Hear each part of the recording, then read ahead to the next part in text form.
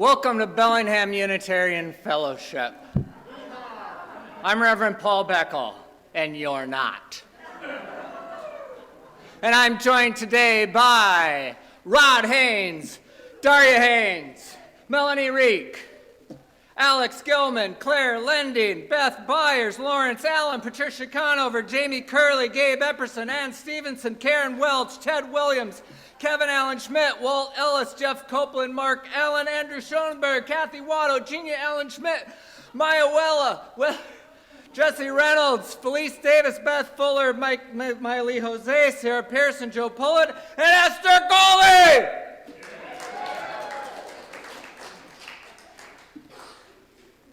And I'm not talking about who's in the pews today. I'm talking about the people who are directly involved in putting together today's service. And there are many more who have been indirectly indispensable. To them and to all of you in the pews and out in Zoom land, to all of you I know well, or a little bit, or not at all, thank you for joining with one another in this miraculous moment. Good tidings to you all. Tidings of humbleness and joy. It is a great joy for me to be able to meet with all of you, and it is an exercise in humbleness as well, knowing that this gathering could not take place without all of you. We gather together in this moment of trial, this moment of opportunity. We bring our joy and our grief and our willingness to learn gratitude for what is and forgiveness for what is not. Out of respect for one another's safety, we have agreed to assemble here only if we are vaccinated, masked, and conscious not to encroach upon one another's space.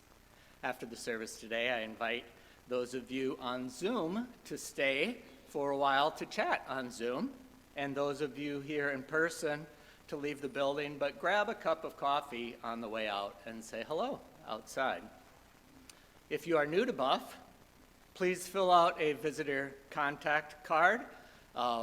We definitely have them on buff.org. I fear we do not have them in the entryway today, but we will if you're here next week. If you fill out a contact card, we'll give you a call and see if we can help you get to know how to get involved in BUF activities. And let's see, if you're in Zoom, you can get to the order of service today. There's a link in the chat box right now to the order of service, which has today's announcements. And if you're here today in person, there's announcements on the back of the order of service. There's just one I want to point out, and that is that we have our Taizé, our monthly Taizé service tomorrow night, the first Monday of the month at 7 o'clock. That's both in person and on Zoom, so I hope that you will tune in. Alex.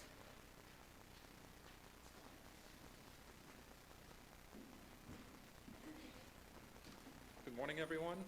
My name is Alex Gilman, and today as we light our chalice, let us reflect on the words of Henry David Thoreau from his essay on the duty of civil disobedience. He said, "I came into this world not chiefly to make this a good place to live in, but to live in it, be it good or bad."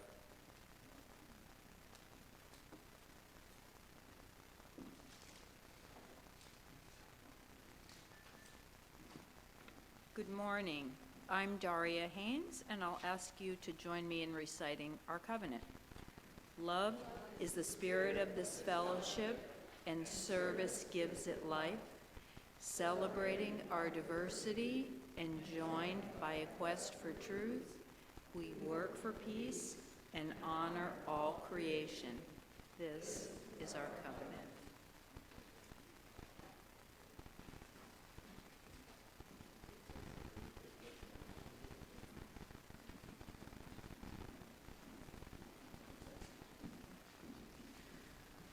Good morning. As Beth's octet, the octet of 9 people, thumbs up. I'd like to let you know that the service we presented 2 weeks ago today is now posted in film, the Bellingham to Mayar Sovat service.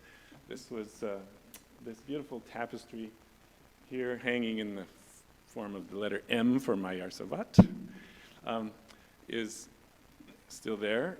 Mark Allen made a film with titles, lyrics, everything is edited beautifully, and all the speakers are dubbed into Hungarian. Thanks to Reka and George, who are right there.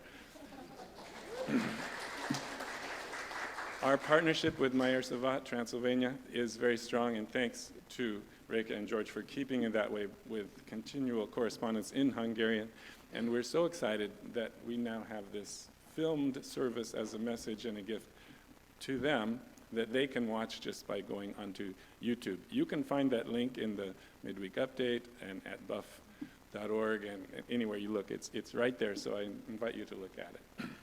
And now if you would stand up, please, and join us in singing hymn 368. Now let us sing.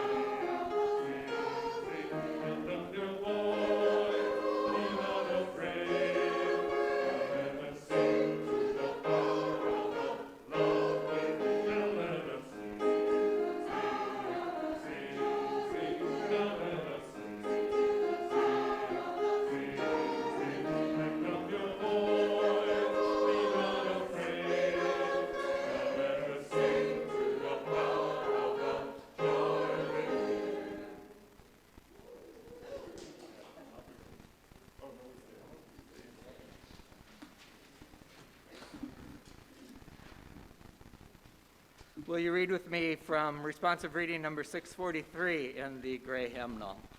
643.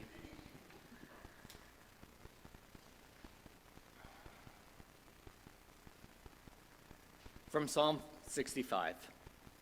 You make the outgoings of the morning and the evening to shout for joy. You visit the earth, watering it, making it very rich. The great river swells with water, filling the ridges, blessing the growth of grain. You crown the year with your abundance. The pastures are perfumed with dew. The hills deck themselves with joy. The meadows adorn themselves with flocks. The valleys drum themselves with grain. They shout for joy. They join in song.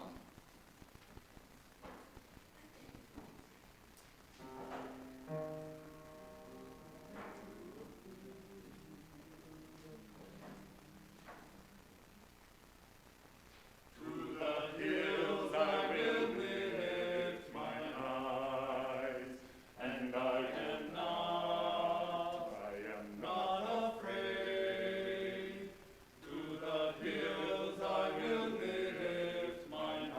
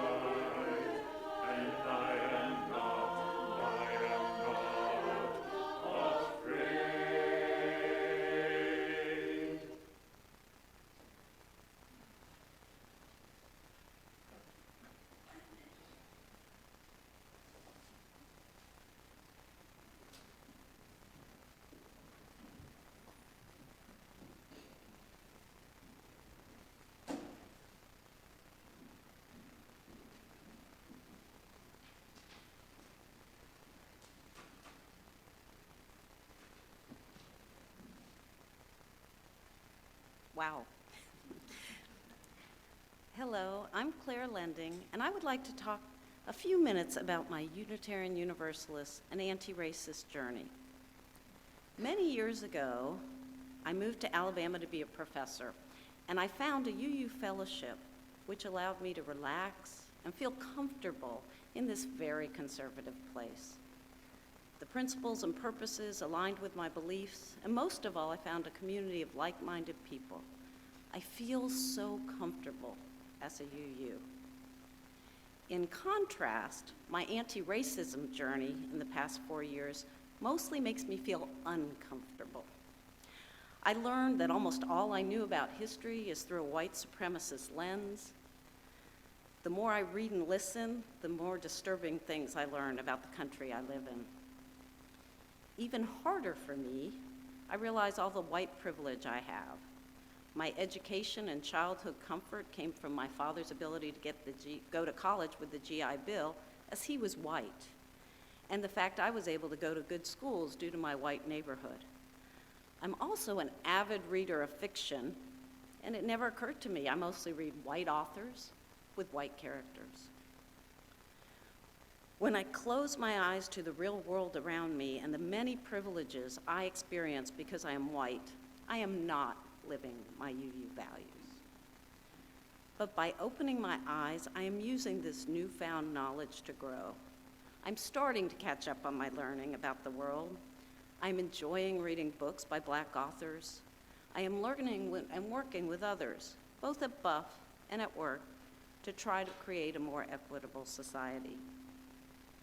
This work and collaboration, though very new in my life, is helping me to grow as a person. Beginning this journey, even though it is uncomfortable, is fulfilling, and it brings me joy. Thank you.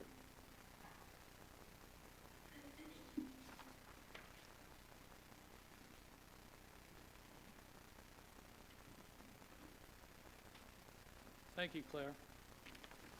Good morning, I'm Rod Haynes. For Christians, Advent is a period of waiting and anticipation. For Bellingham Unitarian Fellowship, the theme for December is joy. For me, the past year and a half has been one long stretch of exhaustion and frustration. I've honestly had my fill of this extended Twilight Zone episode. Will someone please change the channel? But all is not gloom. Charles Dickens reminds us in A Christmas Carol, quote, "It is a fair, even-handed, noble adjustment of things, that while there is infection in disease and sorrow, there is nothing in the world so irresistibly contagious as laughter and good humor," unquote. This is a wonderful encapsulation of the story of Ebenezer Scrooge. Joy is a kind of fleeting bliss that lifts our spirits, if only for a while. Joy is not, for most of us, a perpetual state of mind. Someone being joyful all the time would lead me to wonder whether that individual is taking the full measure of the world around us. I am reminded of a short story I read in high school about a family with one member, and she was an eccentric, to put it mildly, who insisted that the joy of Christmas be celebrated every single day of the year. Now, the rest of the family played along, probably because that was the main storyline, and without their cooperation, the story wouldn't have any point. Predictably, sitting around the Christmas tree singing carols day in, day out, rapidly grew old for everyone, except for the one who was as joyful about Christmas in July as she had been in early March. Now, I've tried to locate that story for a very long time, and I can't remember the end of it. If anyone knows, please let me know. I'm very curious. I really want to know how it ends. Sometimes joy finds you. It can provoke laughter or immense satisfaction. Joy can be subtle, like when a neighbor who is properly masked and maintains the proper distance drops off a box of homemade cookies. Joy is more than happiness, but less than exuberance. What is the source of joy? The answer is complicated. Joy manifests itself in many different forms at many different times for many different reasons. But that's what makes joy special. I'm talking about its unpredictability, its elusiveness. There's no one-size-fits-all here. Joy can be as simple as receiving a letter or phone call from a long-lost childhood friend. Joy bordering on unrestrained enthusiasm is meeting a grandchild for the first time. We find joy in music concert halls, knowing that one person's joy in Handel is another's in rocking out to Led Zeppelin. Reading literature brings joy to some. Forming groups to discuss the literature we read is another form of joy. Gardening, hiking, sailing, fishing, writing, playing music, singing music, riding motorcycles. The potential sources of joy are endless. Standing in the forest as snowflakes gently settle around you, and you find yourself living a Robert Frost poem, if only for a moment, and all is at peace. This is a silent joy that penetrates our hearts and minds. A long, luxurious soak in a hot tub after visiting that silent forest brings more joy to us. What are your sources of joy? Perhaps you experience great joy in coming together this holiday season after a long, bleak period of isolation, of being denied the simple delights of interaction, sharing ideas, recipes, encouraging each other in support, commiserating when those inevitable setbacks in life occur. Now, regrouping is not easy. Again, those setbacks. Joy helps us through hard times. Does anyone out there have artwork taped to your refrigerator, a gift lovingly created by your daughter when she was 4 years old? How does that piece make you feel? You can find joy in the moment because your partner is experiencing joy. Now, I met and fell in love with my wife for multiple reasons. Among them, our shared joy of reading, hiking, traveling, political discourse, kayaking on open water, and a general interest in meeting different people who have their own joys separate and apart from ours. I am gratified by Daria's increasing interest in baseball.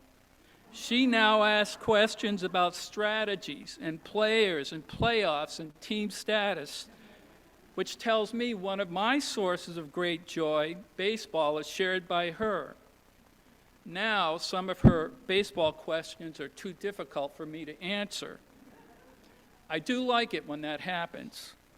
On the other hand, I do not share Daria's enthusiasm for cycling, and that's fine.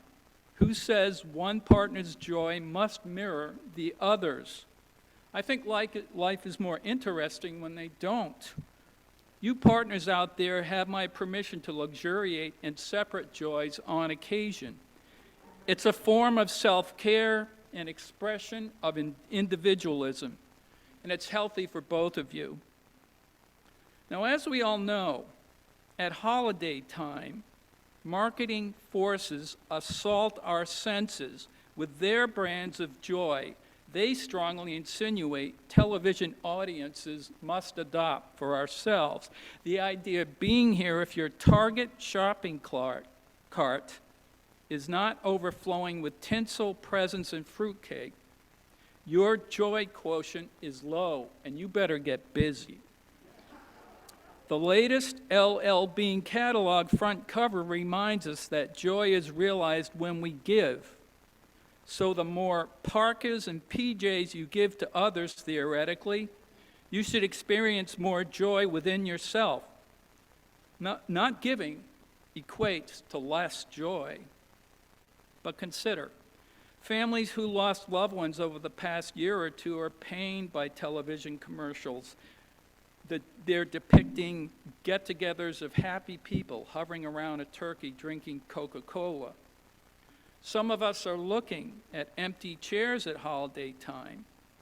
Somewhere around 750,000 Americans and million more across the globe have succumbed to a terrible virus. This sober realization invokes anything but joy. I look at what my mother used to refer to as that idiot box, and I'm talking about TV, and wonder why I don't feel the joy inside that the box says I'm supposed to be feeling. Will a trip to Fred Meyer's jewelry shop truly fill that void, that emptiness I feel at holiday time sometimes? Will the sparkly diamond ring make all things joyful and right? Doubtful, but go for it if you wish. Consider this instead. Great joy and satisfaction can be found in service. The options are many. We all know the chronic community needs in this area. Homelessness, lingering injustice issues with farm workers, the pending arrival of new refugees from Afghanistan, the needs of our Native friends, hunger, and the list goes on, including confronting institutional racism in a world that increasingly denies its existence. We find some of the most profound satisfaction and deep joy in service to others. I want to leave the world in a better place than how I found it. It remains an uphill struggle. I think for this holiday season, I want my focus to be on simplicity, falling back on that well-worn being grateful that my family and I have made it through another year, while acknowledging several dear friends of mine have died in 2021. I will permit myself to not feel joyful when I don't feel like it, and not radiate a faux joy when some exterior forces tells me it's time to be joyful, but the inside of me does not agree. Joy is healthy, happy, and unquestionably therapeutic for us. But if joy is not genuine, if it's not from the heart, if it's not spontaneous, authentic, then the joy we tell ourselves we are feeling is probably something else. Contrived joy is self-deception, and I don't encourage it. This season is a time to remember the blessings life grants us, a time to regroup and reach out if you are so inclined. Consider how and where and why to serve others less fortunate than you. This is a time to contemplate the pain of loss while reminding ourselves that life is transitory. Like it or not, we are on a relentless journey to someplace else. As Dumbledore tells Harry Potter, when Harry asks Dumbledore where one goes after death, Dumbledore says, beyond. I'm simply saying nothing remains the same for very long, but we can find elements of joy in many facets of our life, however fleeting those facets may be. I invite you to discover, share, and celebrate your joys if you wish. At the same time, give yourself permission to not feel joyful. You can be joyful in April or August instead. There's no rigid script here, folks. I bid you a joyful, serene peace and a reflection-filled holiday season. Thank you.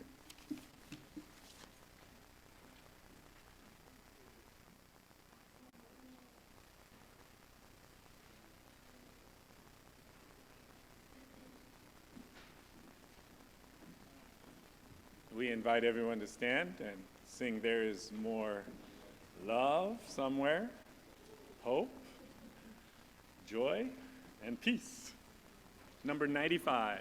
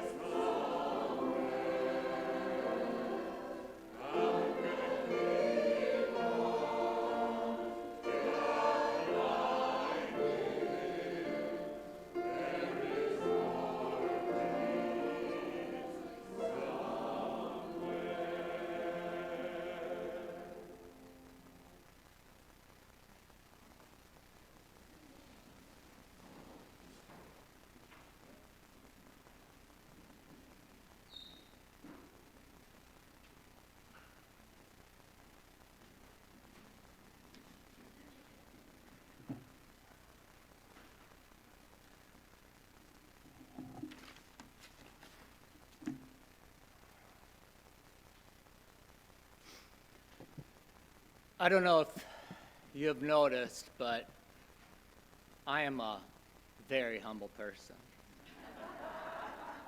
I mean, really, really humble.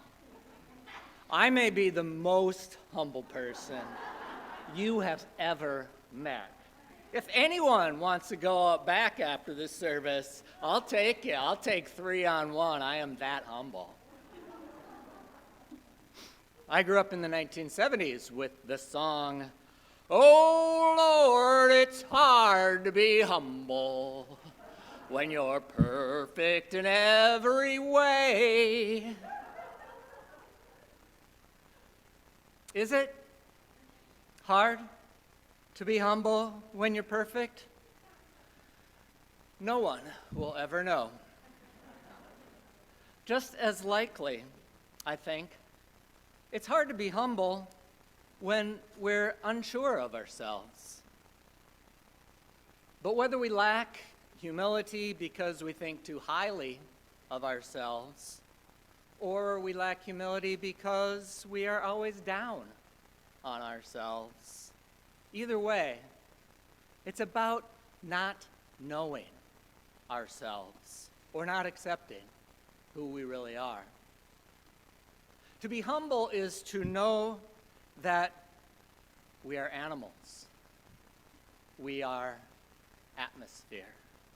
We are water and wonder, minerals and miracles, human and humus.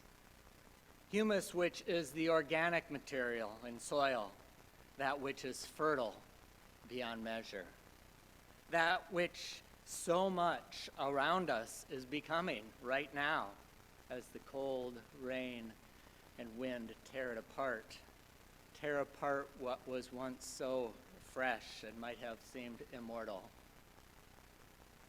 As much as we talk about the cycle of life and death being a beautiful thing, a natural thing, the only thing, that might not always bring us comfort. Being reminded that we are mortal is not always going to make us feel secure. It's not always going to ensure that we're satisfied, that this is as good as it gets. Knowing that life is a cycle is not always going to help me to be at ease with my ignorance of how big that cycle is going to be for me and for my loved ones. Is it a big cycle and I've got about that much left? Or is it a tiny cycle and I've only got that much left? Or is this some huge cycle and I still have, oh God.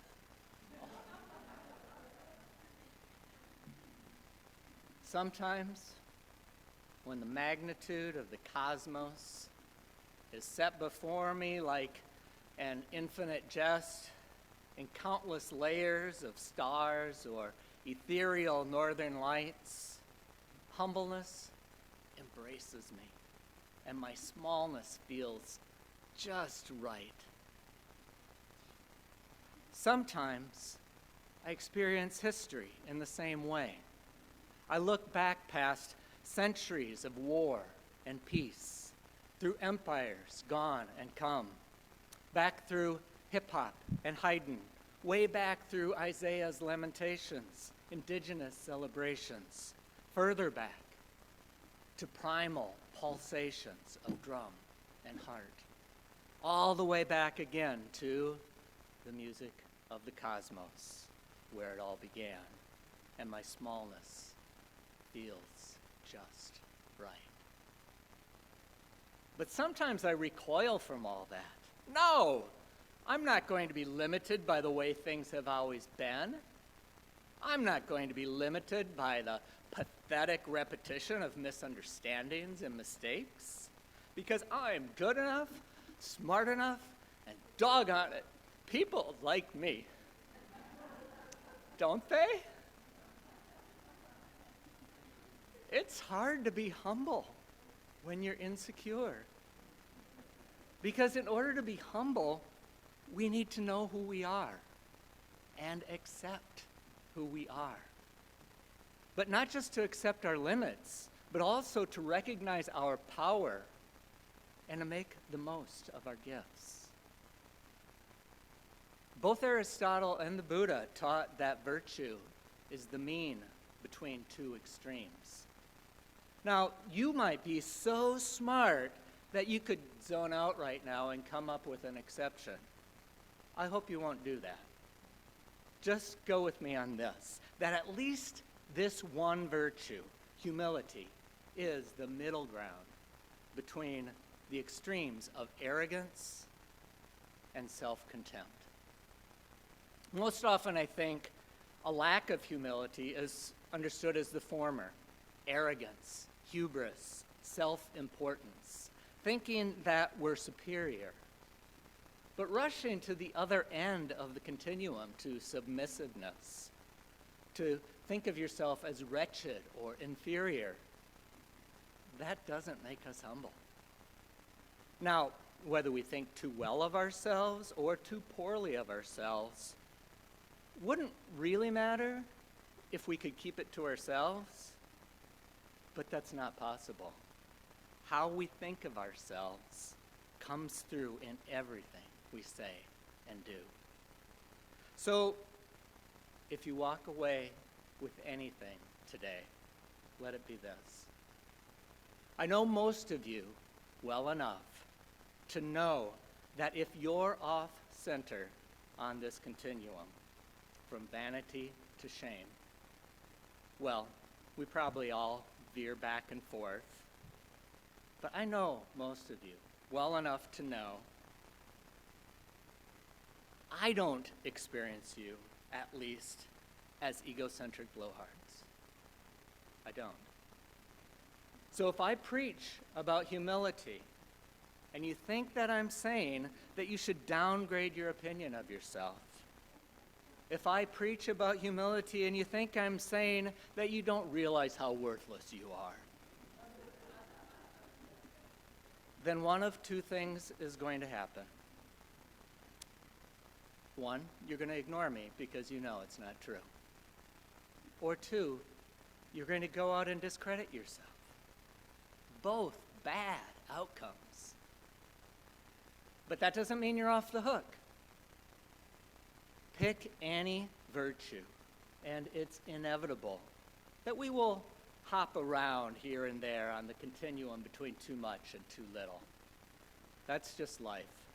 That's the human quest for balance. But this sermon is not only about wandering too far off in that direction toward conceit. I hope you can see that to wander off too far in the other direction is not to edge closer and closer toward holiness. No, humility is somewhere in the middle. And that golden mean between thinking that you're above reproach and thinking that you're beneath contempt is to know who we actually are. With all of our complexities, all of our quirks and addictions and histories and aspirations. That's where humility begins. It begins when we know ourselves.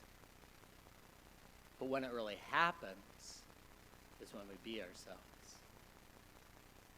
When, if we're not talented enough to sing at the opera, we still sing in the shower. If our knitting is not refined enough to go in a museum, then we still keep on knitting and give the mittens that turned out too small to someone with little hands. Or if we're sick and tired and can't bring our best selves out into the world, then we bring some decency into social media. If we're imperfect parents, then we parent anyway. When we don't like some things about each other, we affirm the things that we do like in each other. If we love imperfectly, we love anyway.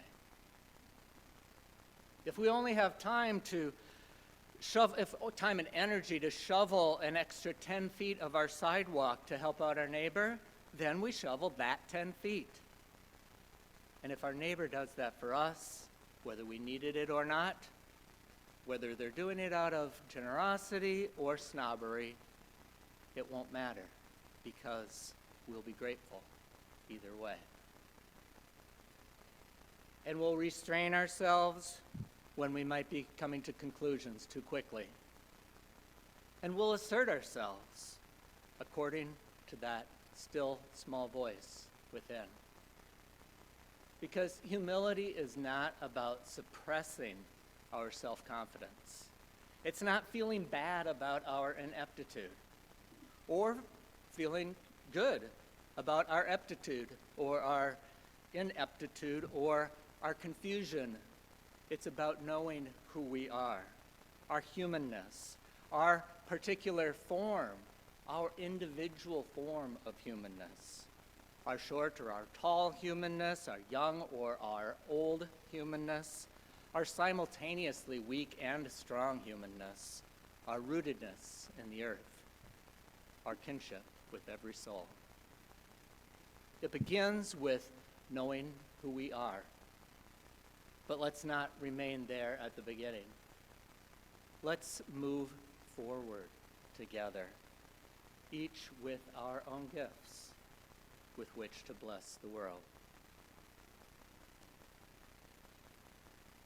Jesus may have been born in a lowly cowshed and spent his first night with flies buzzing about and rain pouring through the holes in the roof. But we don't think of his circumstances defining his character. He was no less and no more than you or I, sacred and potentially good. And now I invite you to join me in an exercise of humility. And in order for this to work, you have to put on your most exaggerated voice. Maybe it's a Elvis voice, or maybe it's a John Wayne, or it's a country voice, whatever, and repeat after me. Oh, Lord, it's hard to be humble. Oh, Lord, it's hard to be humble when you're perfect in every way. When you're perfect in every way. Okay, we're just going to do those 2 lines and then we'll be done, okay? Let's sing it all together. Oh, Lord, it's hard to be humble when you're perfect in every way. Thank you. Yeah, it's fun. And now I'm going to invite the ushers forward to receive the morning offering. If you're out in cyberspace today, please go to BUF.org and click on Donate to use a credit card or PayPal. And there's also an app on your phone called Banco that will work, or you can send us a check. Thank you so much for your humble generosity.